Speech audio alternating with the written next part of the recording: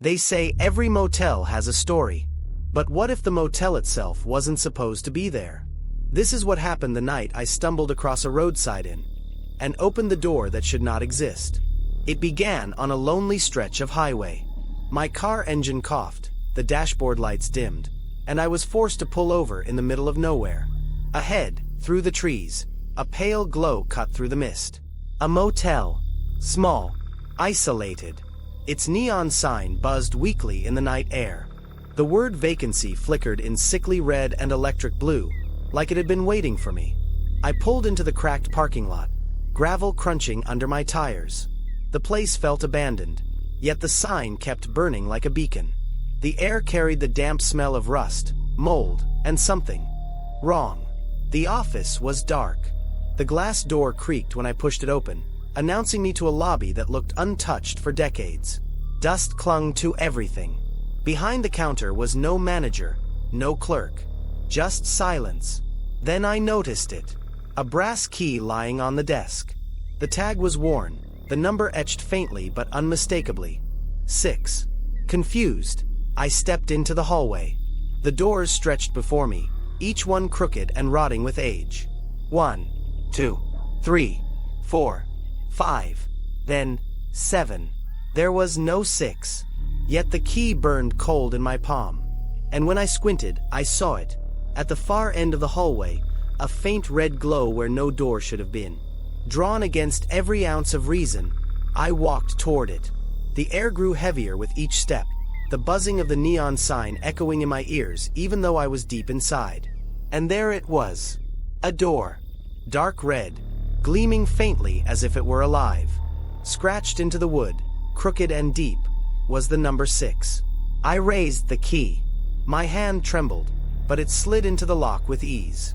A low hum filled the hall, vibrating through the walls, through the floor, through me. And with a click, the door creaked open. The door creaked open, revealing nothing but darkness. I stepped inside, and the air instantly changed. It was thick, heavy, damp, like the air in a basement that had been sealed for years. My flashlight flickered, its weak beam swallowed by the black walls that seemed to stretch far beyond the size of the motel. The floorboards groaned under my weight, but there was no furniture, no bed, no carpet, nothing that belonged in a motel room. Just bare, peeling walls, breathing faintly as if the whole place was alive. And then I saw it, a mirror hanging crooked on the far wall. But when I shined my light on it, my reflection wasn't there. Instead, the glass showed the motel outside, but not as it was. It was older, rotted, falling apart. Ivy strangled the walls. The neon sign hung shattered. The parking lot was empty, except for one figure standing perfectly still in the dark. Tall, faceless, with glowing white eyes. My heart froze. I spun around, but the room was empty. Only shadows shifting in the corners, just beyond the light. I turned back to the mirror. The figure was closer now. And this time, there was something else.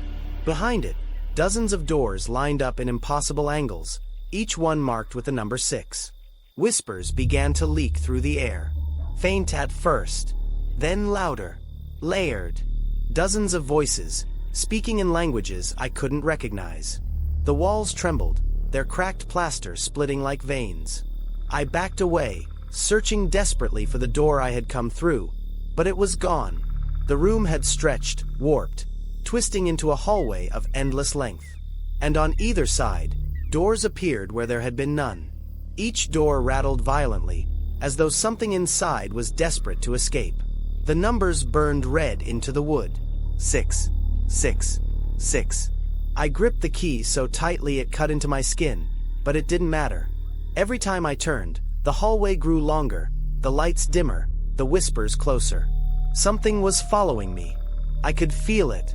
Its presence loomed behind me, heavy, suffocating, waiting for me to open the wrong door. I walked faster, my footsteps echoing unnaturally, as if the hallway itself were mocking me. The air grew colder. Each breath left a cloud that lingered too long before vanishing. The whispers became laughter, harsh, crooked, like children playing a game they wanted me to lose. The doors rattled harder, splinters flying as invisible fists pounded from the other side. I aimed my flashlight down the corridor. The beam stretched, then bent, as if the hallway wasn't straight anymore. The walls curved inward like ribs, closing around me. And then, the lights above flickered to life. Dim, red, humming like dying insects. That's when I saw them. Shadows moving behind the glass peepholes of every door. Dozens of pale faces pressed against the tiny circles of glass, their eyes wide, mouths whispering in unison. They were all looking at me. I stumbled backward, my hand brushing against one of the doorknobs.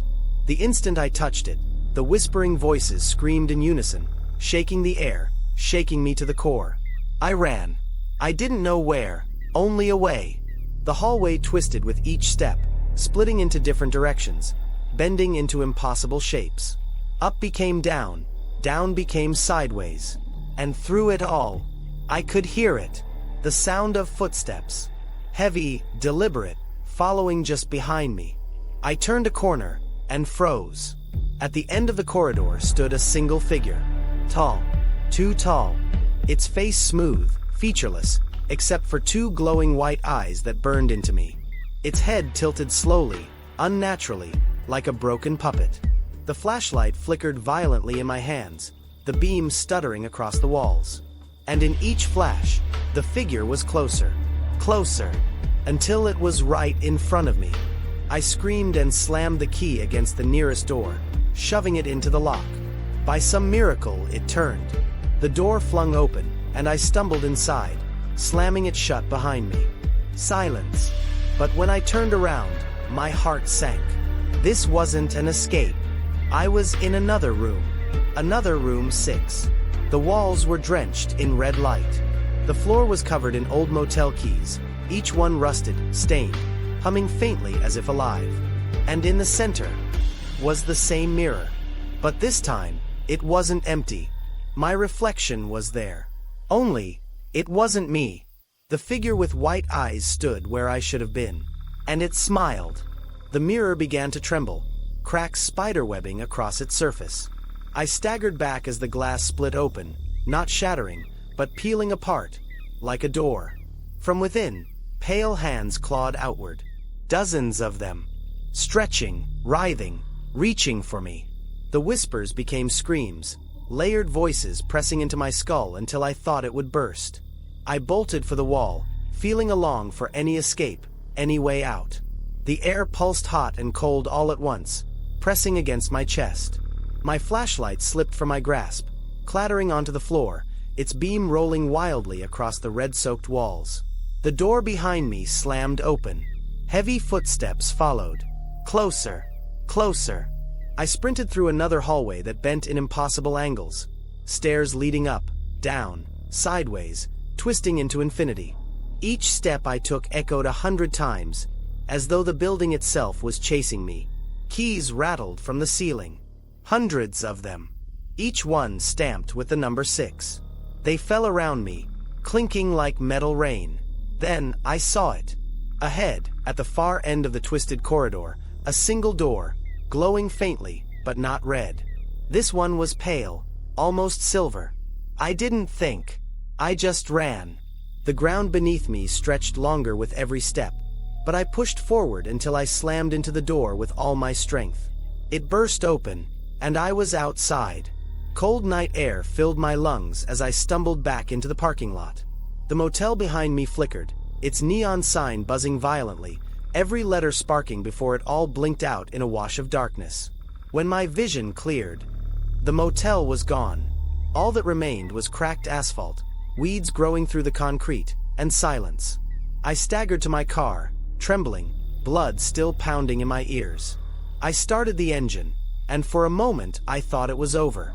But then, I looked into the rearview mirror, and my stomach dropped.